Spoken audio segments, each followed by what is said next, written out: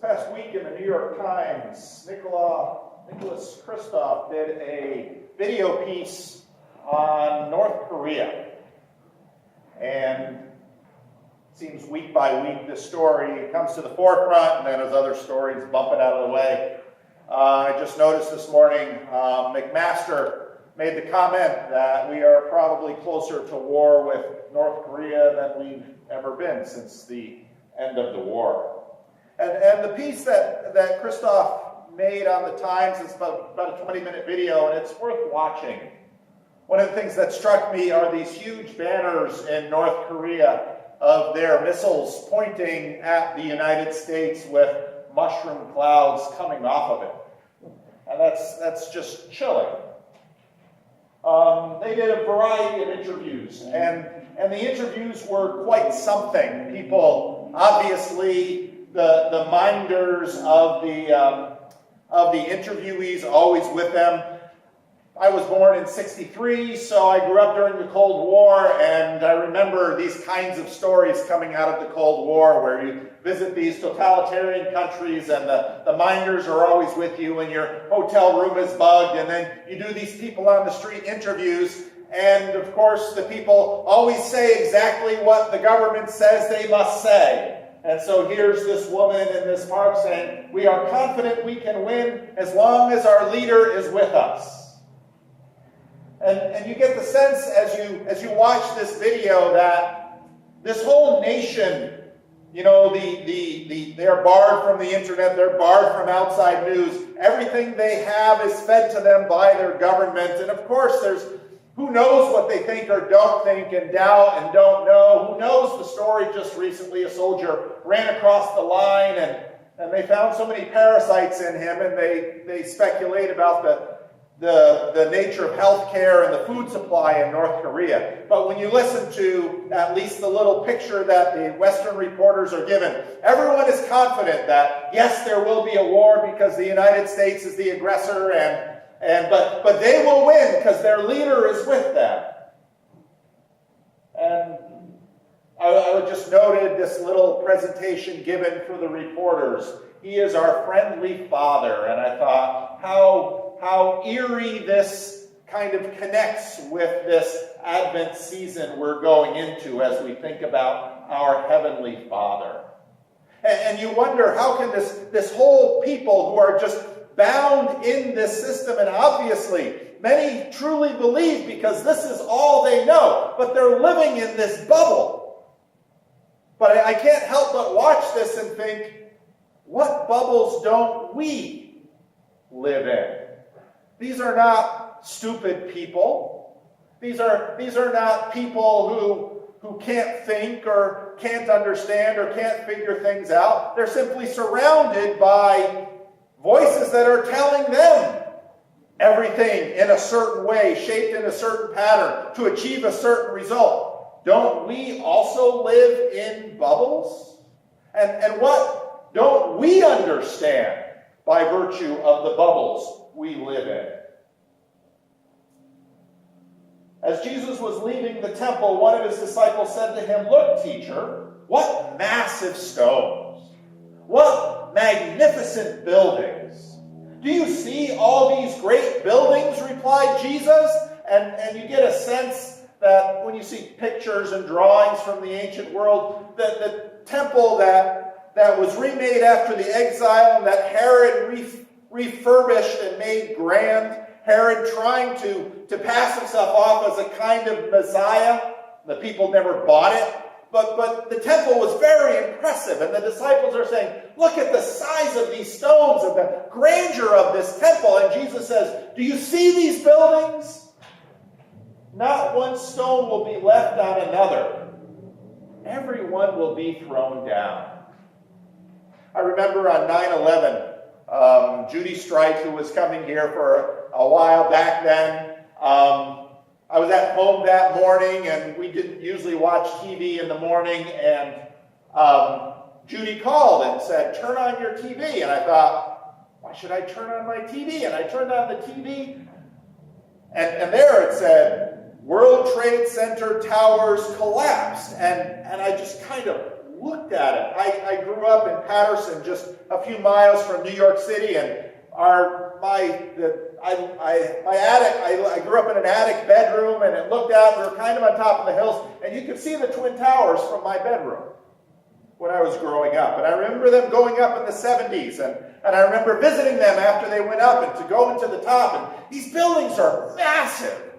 And if you've never been there, when I saw on TV that these buildings had collapsed, my brain just tried to figure out how to take it in. And I get this sense when Jesus is talking to the disciples. Jesus says to these buildings that you're looking at, not one stone is going to be left on another. And the disciples, as Jesus was sitting on the Mount of Olives opposite the temple, you can imagine they're looking down over it. Peter, James, and John and Andrew asked him privately, "Tell us when these things will happen, and what will be the sign that they are about to be fulfilled?" Now pause here and ask yourself, why do they want to know? I mean, is it a bet? Is it a gambling thing? Or do they want, because if you knew the Twin Towers were coming down in New York City, and you knew your friends were working in Lower Manhattan, and again, growing up in New Jersey, a lot of people worked in Manhattan, what would you say to your friends? Don't go into work today, right? This is why you want to know. And if someone could tell you, yeah, the North Koreans are going to nuke LA in March, well, you'd want to know. When are the North Koreans going to nuke LA? Because you're going to call everyone you know and say, get out. Jesus said to them, watch out that no one deceives you. Many will come in my name, claiming I am he, and will deceive many. When you hear of wars and rumors of wars, do not be alarmed. Such things happen, but the end is still to come. Nation will rise against nation, and kingdom against kingdom. There will be earthquakes in various places, famines. These are the beginning of the birth pains. Now this is a very famous chapter, and this is one of these really hotly debated chapters, because the question is, what is Jesus talking about? Now we know that, yes, the temple in Jerusalem, the Romans will march in, the Jews will rise up, the Romans will march in, and they're going to take the city apart. And that temple will not be rebuilt. You can go to Jerusalem now. The Temple Mount is there. And on top of the temple is, you probably know what's on top of the Temple Mount, right? It's a mosque. Oh, this is a serious bone of contention still today, 2,000 years later.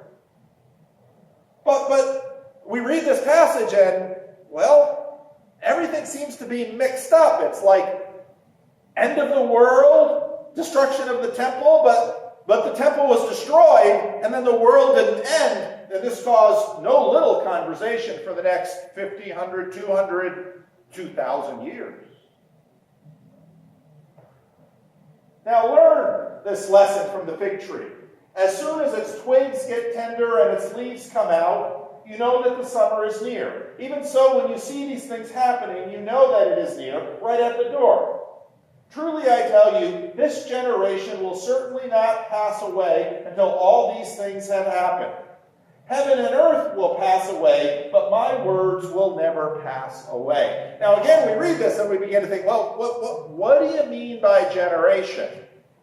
Because we know from the days of the early church that, well, John lived a long time, and everybody's thinking, well, maybe John is like the generation, and when John goes, Jesus comes back, or something like this, and there's all this game playing and betting. Is he coming back? Is he not coming back? He hasn't showed up for 2,000 years. Maybe he was wrong. Maybe, what are we supposed to think about this? And then he says this, heaven and earth will pass away, but my words will never pass away. What does that mean? But now pay attention. His words are still with us, aren't they? They haven't passed away. Well, what does that mean? What kind of a person says these things? What kind of a person says these things and then they come true? But we live in our bubble, right? We live in the most secure, the most affluent, the most prosperous. Now we've got, how many of you, we'll do a show of hands, how many of you remember the Great Depression? Proxy for your mother, okay. John does. Just in case anybody wants to know, Marty caused it. If you don't believe Well, my brother and sister always told me. That's right. Because her birthday was when the market crashed. So that's her siblings always says, you caused it. So it was Marty's fault. But beyond, well, then there was World War II. And I grew up during the Cold War. And I remember as, a teenager, I remember thinking about what will it be. Some of you, many more of you remember the Cuban Missile Crisis. We came this close to it. And then after the Soviet Union fell apart, we all just kind of breathed a sigh of relief. Oh, maybe we'll take our fingers off the trigger. But now there's North Korea. And so we wonder. Because to say Los Angeles got hit by a nuclear strike, none of us can fully comprehend what that would mean. So there's a lot of people who prep. And I love this picture because, shoot, if you got to wear a gas mask and I'm going to put a suit and a briefcase on and go to work, and these preppers are like, look, build a bunker and store food, and, well, how much food you going to store? How long are you going to live underground? Is that really a strategy? But in those days following that distress, the sun will be darkened, and the moon will not give its light, and the stars will fall from the sky, and the heavenly bodies will be shaken. Now we read these words, and they're poetic to us, but they don't really grip us as they would grip the ancient people who, as much as we believe the weather comes from over the Pacific and will start raining on us here in Northern California, so much the ancients believed that history comes from heaven down to earth. And basically when Jesus says something like this, he's essentially saying, everything's going to come apart. And actually, this is a quote that Jesus picks up from the prophet Isaiah. And if you want to really be scared, read the whole quote. See, the day of the Lord is coming, a cruel day with wrath and fierce anger, to make the land desolate and destroy the sinners within it. The stars of heaven and their constellations will not show their light. The rising sun will be darkened, and the moon will not give its light. I will punish the world for its evil, the wicked for their sins. I will put an end to the arrogance of the haughty, and will humble the pride of the ruthless. I will make people scarcer than pure gold. Did you hear that? I will make people scarcer than pure gold. More rare than the gold of Ophir, the best gold. Therefore I will make the heavens tremble, and the earth will shake from its place at the wrath of the Lord Almighty in the day of his burning anger. Well, Pastor, don't talk about God that way. This isn't the kind of God we like to think about, especially not going into Christmas. It's going to be bad enough, right? Well, what is this about? Why would Jesus point us to this passage? And surely this is all this crazy religious stuff that we should best put away because bad things like this don't happen. This week I picked up a book, 1493. Fascinating book. Basically the thesis of the book is that when Columbus landed on Hispaniola, island I used to live and work on doing missionary service, I was there in 1994 for the big celebration. Basically, this author says the world changed in ways we cannot comprehend, that we do not realize. When There's right now a lot of conversation. Oh, should we celebrate Columbus? Should we not celebrate Columbus? Whatever you think of him, the world changed. In fact, what began is, in a sense, one world ecological system, and it was all set in motion by Columbus. Spanish cruelty played its part in this calamity. We think that, well, if the Spanish were nice and loving and kind and weren't racist and oppressive and colonial, then things would have been different. Actually, it doesn't matter what they came over with in their minds. What mattered was what they came over with in their boats and in their body. Spanish cruelty played its part in the calamity, but its larger cause was the Columbian Exchange. Before Colón, that's actually his name, not Columbus. Before Colón, none of the epidemic diseases common in Europe and Asia existed in the Americas. The viruses that cause smallpox, influenza, hepatitis, measles, encephalitis, and viral pneumonia, the bacteria that cause tuberculosis, diphtheria, cholera, typhus, scarlet fever, and bacterial meningitis, by a quirk of evolutionary history, all were unknown in the Western Hemisphere. A lot of people believe that basically there weren't any animals in the West that could be domesticated. There's the llama, there's the guinea pig, there's the turkey, and there's the dog. That's all they had in the Americas, which meant that people didn't live with animals. So all these diseases we have come from living with chickens and pigs and horses and cows, and that's where all the diseases come from. They didn't live with animals. Because they didn't live with animals, they didn't have these diseases. Because they didn't have these diseases, they didn't have immunity to these diseases. So when Columbus walks off the boat, they're all cooked. Ships cross the ocean from Europe. These maladies consumed Hispaniola's native population with stunning rapacity. The first recorded epidemic, perhaps due to swine flu, was 1493. Smallpox entered terribly in 1518. It spread to Mexico, swept down Central America, and then continued to Peru, Bolivia, and Chile. Following it came the rest, a pathogenic cavalcade. Throughout the 16th and 17th centuries, novel microorganisms spread across the Americas, ricocheting from victim to victim, killing 3/4 or more of the people in the hemisphere. Some of the guesstimates are that 95% of the people that lived in North and South America and the Caribbean died of illnesses brought over from Eurasia. 95%. It was as if the suffering these diseases had caused in Eurasia over the past millennia were concentrated in a span of decades. In the annals of human history, there is no comparable demographic catastrophe. Newspapers usually describe globalization in purely economic terms, but it is also a biological phenomenon. Indeed, from a long-term perspective, it may be primarily a biological phenomenon.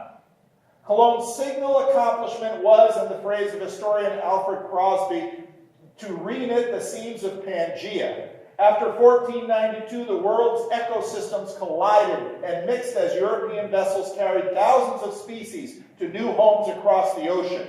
The Columbian Exchange, as Crosby calls it, is the reason there are tomatoes in Italy. You know all that Italian food? You know where tomatoes come from? They come from Mexico, but they're not even indigenous from there. They come from Peru.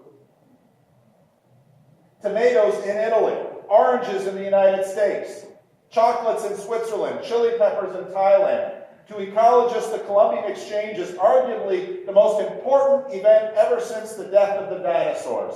Unsurprisingly, this vast biological upheaval had repercussions on humankind. Crosby argues that the Columbian Exchange underlies much of the history we learned in the classroom. It is like an invisible wave sweeping along kings and queens, peasants and priests, all unknowing. I'm old enough to remember the astronauts coming back from the moon. And I remember watching it on TV. I was a kid. And it's like, I want to see them. And they're all cooped up in this little thing. I'm like, Mom, why do they keep them in there? They've just been in the capsule. You know why they kept him in there? There might be diseases. They paid attention. Who knows what bugs are out there? Well, there aren't aren't any bugs out there because it's space, but they were careful, and they were right to be careful. Do we really have any understanding what goes on around us? Right now, a lot of people say, well, the biggest thing that's crippling the generation is a smartphone. Sorry, guys. They tell us that people who have only known this their whole life have trouble forming contacts with people because they're always looking at their phone. Just pay attention. Everybody's like this, right? We don't know what we're doing. Didn't even mention malaria. Malaria can stay in your system 5 years and then reemerge. They left the astronauts in the capsule a few days. Who knows? Now you'd say, well, this is crazy.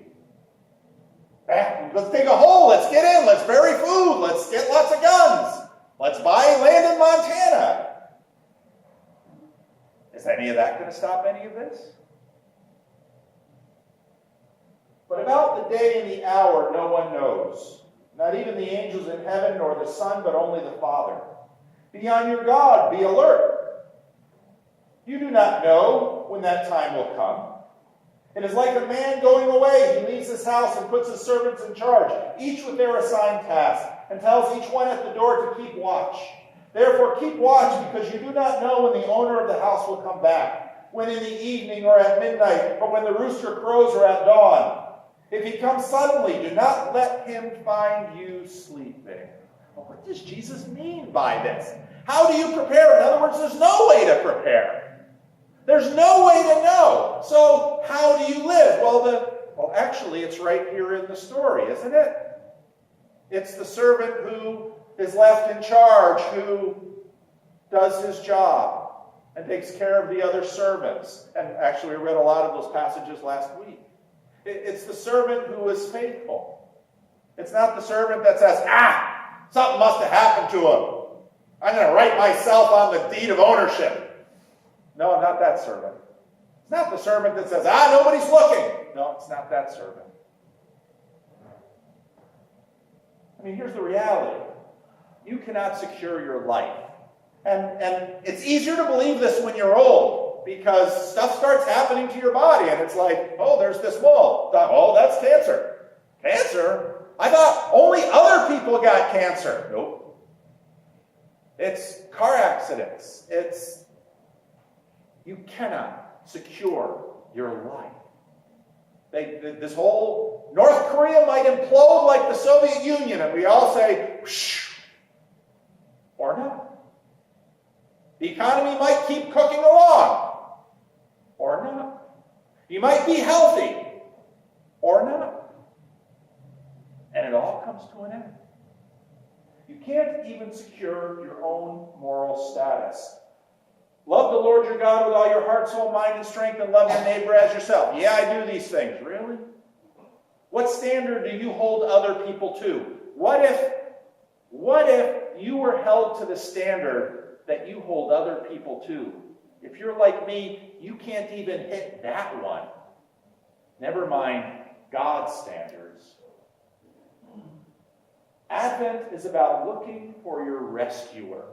Advent is, in a sense, the beginning of the Christian New Year. Last year I saw this calendar that was the liturgical calendar. I thought, that's neat. And then I realized, oh my goodness. First day of Advent is the first day of the new year for Christians. This is where, in a sense, we begin telling the story all over again. And we begin by looking at the bubble we live in. And North Korea is living in a bubble, thinking that little fat man is going to save them from the United States. And I'm thinking, I get a little nervous being in California, but I sure wouldn't want to be you if that war goes down, because you all will suffer. You suffered last time, and it'll be bad again. Be crazy to start that war. But this is what we do. And so my question is always, do you trust Jesus more than you trust yourself? That's hard, because I trust myself a lot. In fact, I trust myself more than I trust anybody else, because that's what it means to be a human being. That's why, if I'm driving those, Jared's sitting back there, he knows, if I'm driving those mountain paths in beautiful California, I'm looking around, boy, this country's gorgeous. And everyone's like, would you keep your eyes on the road? But if I'm sitting in the passenger seat, I'm thinking, are they watching? Are they watching? Because that edge is over there. That's how I am. Do you trust Jesus more than you trust yourself? Do you trust Jesus with that which you can't trust yourself? And you all know your list. You all know the ways that you're not trustworthy. Well, you might keep a good reputation and put on a good show, but you know where you fail. Can you trust Jesus with those things? There's a really interesting interview in the show where, again, this woman is saying, we certainly will win. And the reporter says, she's not old enough to remember the last Korean War. The reporter says, people suffered terribly during that war. People died. If there's a nuclear exchange, you could die. And she says, we all die. And I thought, their bubble's different from ours.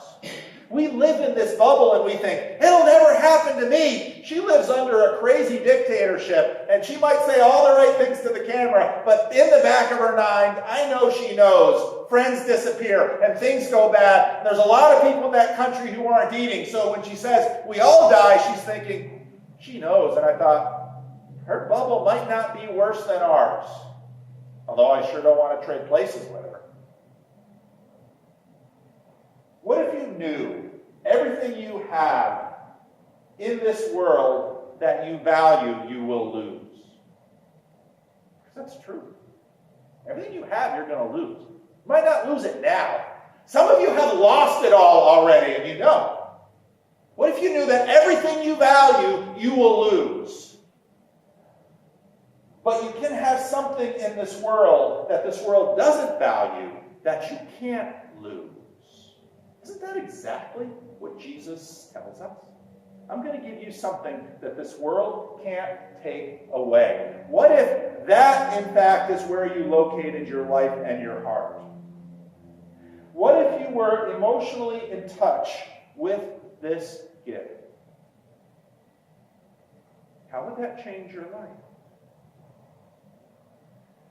You see, on the night that Jesus was betrayed, he took bread and he broke it. We all die. Well, what do we do before we die? He said, this is my body given for you. You're giving us your body? Yeah. Basically, that's all we have left when everything else gets taken away. Yeah. This is my body given for you. And the next day they will see him arrested and tried and beaten and stripped and spread out on a cross and a spear tuck in his side, and they will think it's the day of the Lord. And if they know the Old Testament, they're right. And then Easter will come. But they don't see that. Jesus says, quite rightly, everything is going to be taken from me, but nothing that truly matters will be taken from me, and all will be given to me. That is the gospel. That is what this meal is for. Now, if you believe that, you are invited to the table. This is for you. Because what he's saying is, this is life. And by taking this bread, you're saying, I'm down with him. Yeah, I'm really working on trusting him more than I trust myself, because I trust myself a lot. And maybe I'm starting to trust him with those places that I don't even trust myself, because that's where I got no other choices. And if that's the case, then this meal is for you. Because by taking it, what you're saying is, Lord, I've got nothing. Give me you. That's all I need. And then we live that out. The table is yours.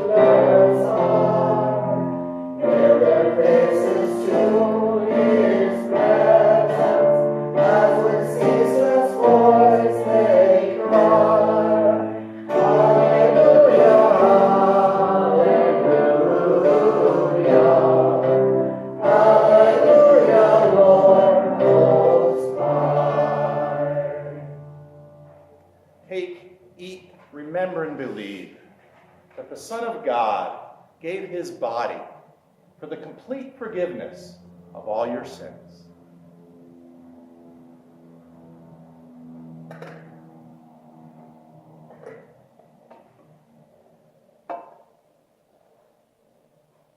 At that meal, he took a cup and he said, "This is a new covenant in my blood. This is a new relationship." The blood of animals was a conditional treaty that held for a time, but it pointed to this one sacrifice that finally breaches the gulf between heaven and earth. And I give my blood for you.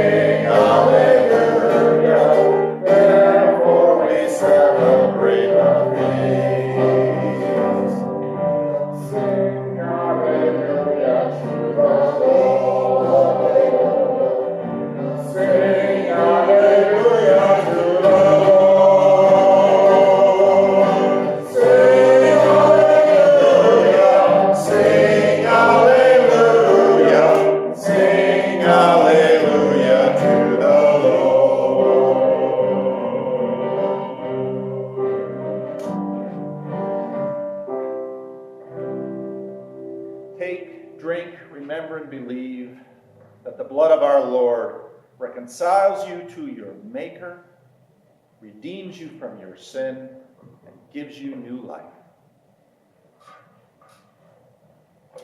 Would you stand?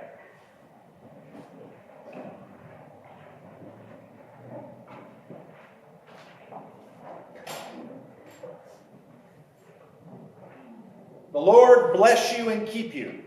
The Lord make his face to shine upon you and be gracious to you. The Lord turn his face towards you and give you his peace. Amen. All right, we're going to do something a little unusual this Advent season. I'm going to teach you a new song. Some of you may have heard this song